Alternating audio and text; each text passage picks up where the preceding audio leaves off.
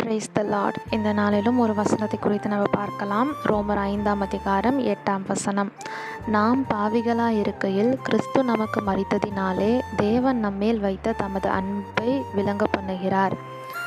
இந்த வசனத்தை நம்ம பார்க்கும் பொழுது, நாம் பாவிகளாய் இருக்கையில் கிறிஸ்து நமக்காக மரித்தார்.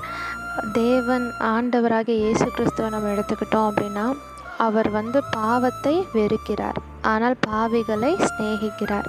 அவர் பாவிகளை ஒருபோதும் வெறுத்து தள்ளலை. ஏன்னா பாவிகளை மனம் திரும்புகிறதற்கு அழைக்கிறதற்காக தான் இயேசு கிறிஸ்து இந்த உலகத்துக்கு வந்தார் இல்லையா?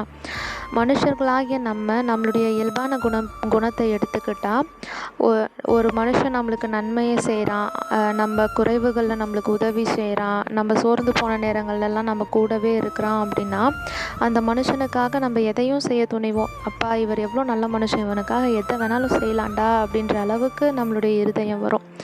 ஆனால் ஒரு மனுஷன் நமக்கு விரோதமாய் தீமை செய்யும் பொழுது, நம்ம அவங்களுக்கு நன்மை செய்தாலும் அவங்க நமக்கு தீமை செய்யும் பொழுது, நம்பிக்கை துரோகம் செய்யும் பொழுது, இப்படிப்பட்ட காரியங்கள்லாம் ஒரு மனுஷன் நமக்கு விரோதமாக செய்கிறான் அப்படின்னா, அவன் மூஞ்சியில் கூட முழிக்க நம்ம விருப்பப்பட மாட்டோம்ல. அவன் வேணாம், அவன் பாட்டுக்கு இருக்கட்டும், நம்ம வேலையை பார்த்துக்குவோன்னு சொல்லிட்டு நம்ம என்ன பண்ணுவோம், நம்ம அப்படியே கடந்து போயிடுவோம். இதுதான் மனுஷனுடைய இயல்பான குணம். ஆனால் தேவனாகிய கர்த்தர் என்ன பண்ணுறாரு அப்படின்னா, அவர் தம்முடைய ஒரே பேரான குமாரனை நமக்காக கொடுக்கிறார். அவர் தான் இயேசு கிறிஸ்து. இயேசு கிறிஸ்து என்ன பண்ணுறார் அப்படின்னா, நம்ம நல்லவர்களாக இருக்கும்போது அல்ல, நாம் பாவிகளாக இருக்கும் பொழுது, நாம் துன்மார்க்கமாய் வாழ்ந்து கொண்டிருக்கும் போது, நம்மக்கிட்ட நன்மை எதுவுமே இல்லாத போது அவர் என்ன பண்ணார் அப்படின்னா, நம்மளை நேசித்து நம்ம பாவத்தில் மரித்து போகிறது அவர் விரும்பாமல், நம்ம நரகத்திற்கு போகிறது அவர் விரும்பாமல், அவர் நம்மளுக்கு நித்திய ஜீவனை கொடுக்கும்படியாக அவர் என்ன பண்ணார் அப்படின்னா, நம்மளுடைய பாவங்கள், நம்மளுடைய அக்கிரமங்கள் எல்லாவற்றையும் அவர் மீது அவர் சுமந்து கொண்டு நமக்காக அவர் பலியானார். நமக்காக அவர் என்ன பண்ணார், மரணத்தை சந்தித்தார்.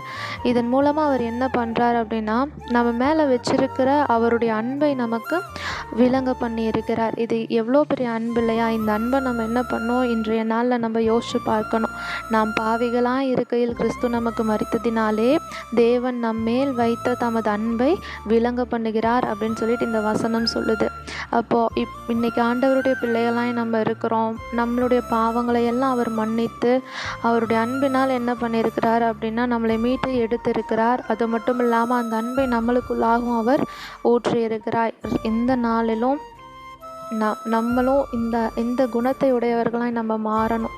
மற்றவர்கள் நம்மளுக்கு நன்மை செய்தால் நம்மளும் அவர்களுக்கு நன்மை செய்கிறதுனால எந்த பிரயோஜனமும் இல்லை.